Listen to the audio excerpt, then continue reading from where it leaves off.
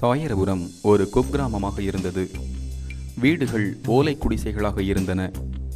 குடும்பத் தலைவர்கள் பனை ஏறும் தொழில் செய்து வந்தனர். வீடுகளில் ஆடு, மாடு மற்றும் கோழிகள் வளர்க்கப்பட்டன. பெண்கள் விவசாய கூலி வேலைகள் செய்தனர்.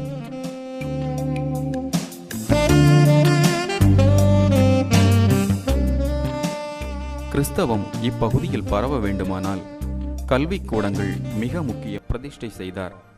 அன்றைய தினம் இடையன்குடி கால்டுவெல், பண்ணை விளை டக்கர், இன்னும் சில மிஷனரிகளும் வந்திருந்தனர். மாவட்ட ஆட்சித்தலைவர் 1844ஆம் ஆண்டில் முதன்முறையாக சாயர்புரம் வந்தார். அந்த செயின்ட் மார்ட்டின் சர்ச் தான் பிற்காலத்தில் செயின்ட் மார்ட்டின் ஆரம்ப பள்ளி ஆயிற்று. பரிசுத்த திரித்துவ ஆலயம் கட்டப்படும் வரை செயின்ட் மார்ட்டின் சர்ச் தான் இருந்தது.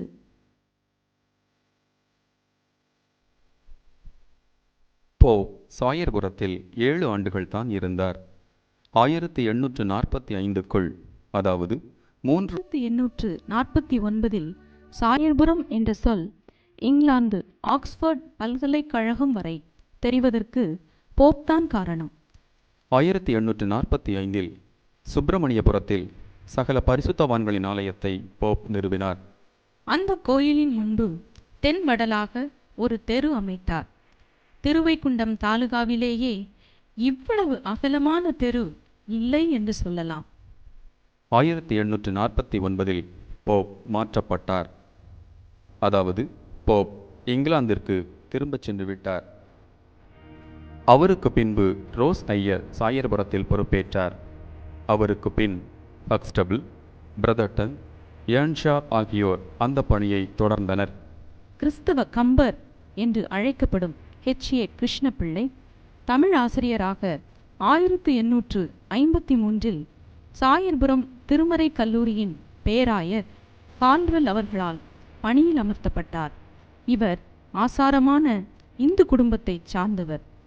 திருமறை கல்லூரியில் அப்போதைய முதல்வராயிருந்த ஹக்ஸ்டபிள் மற்றும் சாயர்புரத்து மக்களின் வாழ்க்கை கிருஷ்ணபிள்ளை அவர்களை கொஞ்சம் கொஞ்சமாக கிறிஸ்துவுக்குள் வழிநடத்தியது. கிருஷ்ணபிள்ளை திருமுழுக்கு பெற்று ஹென்றி ஆல்பர்ட் கிருஷ்ணபிள்ளையாக பெயர் மாற்றமானார்.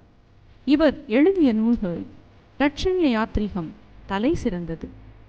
ஏர்ன்ஷா ஐயர் காலத்தில் செமினரி உயர்நிலை பள்ளியாக உயர்ந்தது. 1881இல் உயர்நிலைப் பள்ளி கல்லூரியாக உயர்த்தப்பட்டது. ஆதம்சன் ஐயர் முதல்வர். பின் அவர் மாற்றப்பட்டு ஷாராக் ஐயர் முதல்வரானார். இடையன்குடி கால்டுவெல் ஐயர் 1878இல் உப பேராயராக அபிஷேகம் செய்விக்கப்பட்டு தூத்துக்குடிக்கு மாற்றப்பட்டிருந்தார். பிஷப் கால்டுவெல் உத்தரவின் பேரில் சாயர்புரம் SPG கல்லூரி தூத்துக்குடிக்கு மாற்றப்பட்டது. சாயர்புரத்தில் இருந்த SPG உயர்நிலைப் பள்ளி SPG நடுநிலைப் பள்ளியாக தரம் தாழ்த்தப்பட்டது.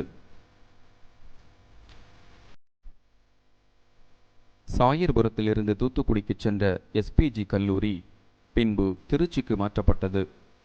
காலச் சூழ்நிலையால் பின்னர் அந்த கல்லூரி சென்னை கிறிஸ்தவ கல்லூரியுடன் இணைக்கப்பட்டது. SPG நடுநிலைப் பள்ளியின் தலைமை ஆசிரியராக இருந்த அப்பாவு ஏசுதாசன், ஆசிரியராக இருந்த டி. தேவபிச்சை இருவரின் முயற்சியால் 1924இல் போப் பழைய மாணவர் சங்கம் தோற்றுவிக்கப்பட்டது. இந்த பழைய மாணவர் சங்கம் சாயர்புரம் வரலாற்றில் ஒரு பொன்னேடு. பழைய மாணவர் சங்கத்தின் முயற்சியால் SPG நடுநிலைப் பள்ளி 1930ஆம் ஆண்டு மீண்டும் உயர்நிலைப் பள்ளி ஆயிற்று. பள்ளியின் பெயர் போப் நினைவு உயர்நிலைப் பள்ளி.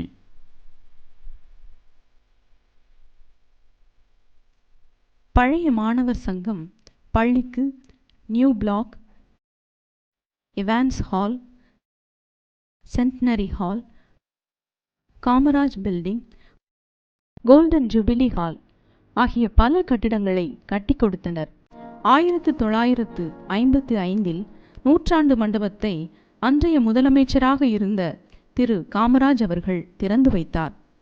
1952இல் பழைய மாணவர் சங்கம் போப் கல்லூரியை நிறுவ தீர்மானித்தது.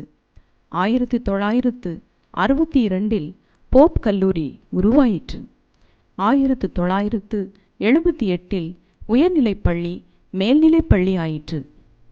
Doctor GU. போப் முதற்கொண்டு இப்பள்ளியில் இன்று வரை அநேகர் தலைமை ஆசிரியராக சிறப்பாக பணி செய்துள்ளனர்.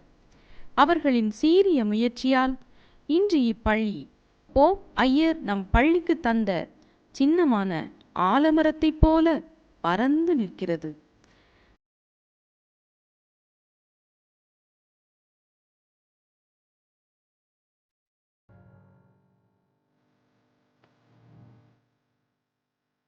ஆயிரத்து 842 போப் ஐயர் அவர்கள் சாயர்புரம் வந்தபோது ஒரு பள்ளியும் அதில் 13 மாணவர்கள் மட்டுமே பயின்று வந்தனர். 1844 சாயர்புரம் மக்கள் ஆண்டவரை ஆராதிக்க ஒரு ஆலயத்தை டாக்டர் ஜி.யு. போப் அவர்கள் அமைத்தார். அவ்வாலயத்தின் பிரதான வாயில் இதுதான்.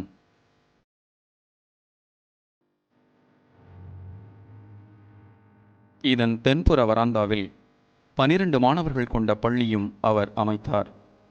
அதுவே பின்னர் மார்ட்டின் பள்ளியாயிற்று. அன்று அவர் வித்திட்ட கல்வி பணி இன்றும் ஆள் போல் தழைத்து அருகு போல் வேரூன்றி சிறப்பாக திகழ்கிறது. ஏற்காடு தெருவில் உள்ள இந்த வீட்டில் பிறந்து தூய திருத்துவ ஆலயத்தில் தவழ்ந்து மார்ட்டின் பள்ளியில் கல்வி பயின்று பின் பொறியாளராகி உயர்ந்த வேலையில் இருக்கும் போது வாலிப வயதில் ஆண்டவருடைய அழைப்பிற்கு செவிமடுத்து மிஷனரிகளின் கல்லறை என்று அழைக்கப்படும் பீகாருக்கு தன்னை அர்ப்பணித்துச் சென்று பீகாரை மாத்திரமல்லாது உலகத்தையே கலக்கிடும் இன்றைய பவுல் சகோதரன் டி. அகஸ்டின் ஜெபக்குமார்.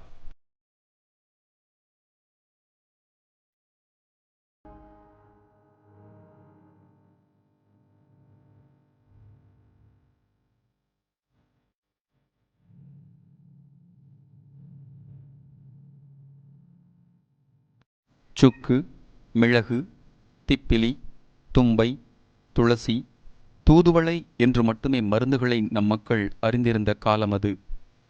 அந்த காலத்தில் சாயர்புரம் போன்ற குக்கிராமத்தில் அலோபதி வைத்திய முறைகளை அறிமுகப்படுத்தியதும் மிஷனரிமார்களே. 1852 சாயர்புரம் வந்தவர் ரெவரண்ட் H.C. ஹக்ஸ்டபிள் அவர்கள்.